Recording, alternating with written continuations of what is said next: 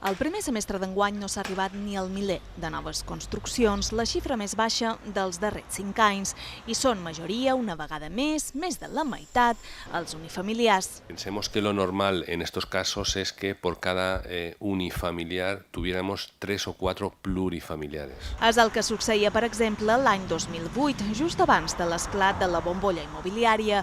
Llavors es visaren 10.000 habitatges nous, dels quals 8.000 eren plurifamiliars.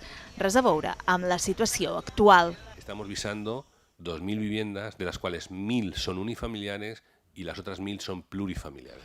Una proporció inadequada, asseguren, per solucionar el problema de l'accés a l'habitatge. Tenemos que llegar a un entente entre la exageración que era y lo corto que nos estamos quedando ahora. A més, lamenten aparelladors i arquitectes tècnics, gairebé tot l'habitatge de nova construcció que hi ha i que es planifica és exclusiu. Estamos sufriendo una anomalía o una desgracia, que es que todo el producto que está saliendo al mercado es producto de lujo. Y esto, la consecuencia que está trayéndonos es que nos está desvirtuando el precio del mercado, porque todo, absolutamente todo, es lujo. Fan falta, asseguren, construccions assequibles a preus que puguin pagar les rendes mitjanes.